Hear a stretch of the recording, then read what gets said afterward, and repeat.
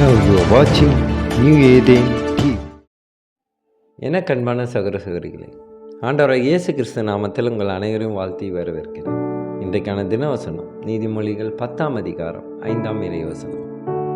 கோடை காலத்தில் சேர்க்கிறவன் புத்தி உள்ள மகன், அறுப்பு காலத்தில் தூங்குகிறவனோ இலச்சியை உண்டாக்குகிற மகன்.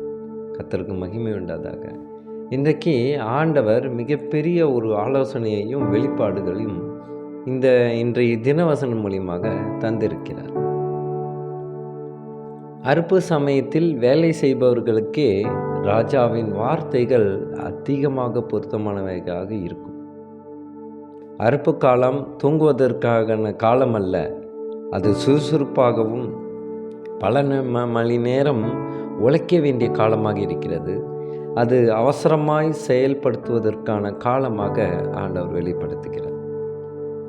இங்கு சொல்லப்பட்ட உவமையானது பயிர்களை அல்ல, பயிர்களை அறுப்பு காலத்திலே நாம் அறுவடை செய்வோம் அதை கூறவில்லை.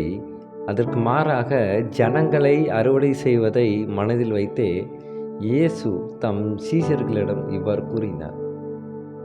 அறுப்பு மிகுதி, ஆனால் வேலையாட்களோ கொஞ்சம் என்று. இந்த வசனத்தை நாம் அநேக இடங்களிலே நாம் கேட்டிருப்போம். அறுப்பு மிகுதியாக இருக்கிறது, அதற்குண்டான வேலை செய்ய ஆட்கள் தேவையாக இருக்கிறது. அதனால்தான் நாம் கோடை காலத்திலேயே அனைவரையும் நாம் சேர்க்க வேண்டும்.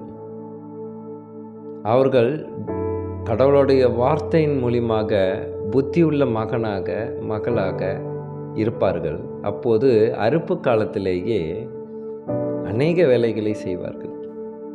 எல்லா மக்களையும் ஒன்று திரட்டுவது அந்த அறுப்பு காலத்திலே நடக்கும்.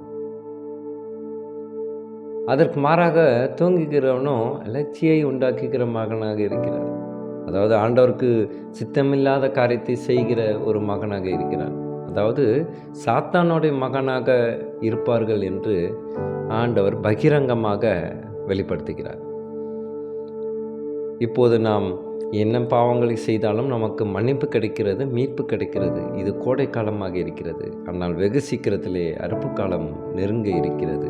அந்த அறுப்பு காலத்திலே நாம் தூங்கிவிடாமல் விழித்திருந்து அனைவரையும் பாதுகாக்க வேண்டும், நாமும் உன்னதத்தை கடைபிடிக்க வேண்டும் என்று ஆண்டவர் வெளிப்படுத்துகிறார். எனக்கு பிரியமானவர்களே, இப்பட்ட ஓமையான இந்த சத்தியத்தை நாம் புரிந்து கொண்டு நம் வாழ்க்கையை செயல்படுத்த ஜெபிப்போமா? ஸ்தோத்திரம் கர்த்தாவே, துதிக்கிறோம் எங்கள் அன்பு நேசரே. அப்போ நாங்கள் கோடை காலத்தில் சேர்க்கிற ஒரு புத்தி உள்ள மகனைப் போல மாற தேவ கிருபை செய்யமாண்டவர். அறுப்பு காலத்திலே தூங்காமல் மொக்காக விழித்திருந்து தொடர்ந்து வேலை செய்வதற்கு எங்களுக்கு ஜீவனை பலனை தந்துடும். நான் ஜெபிக்கின்ற கர்த்தாவே துதிக்கிறப்ப எங்கள் அன்பு சகோதர சகோதரிகளுக்காகவும் நான் ஜெபிக்கின்றேன்.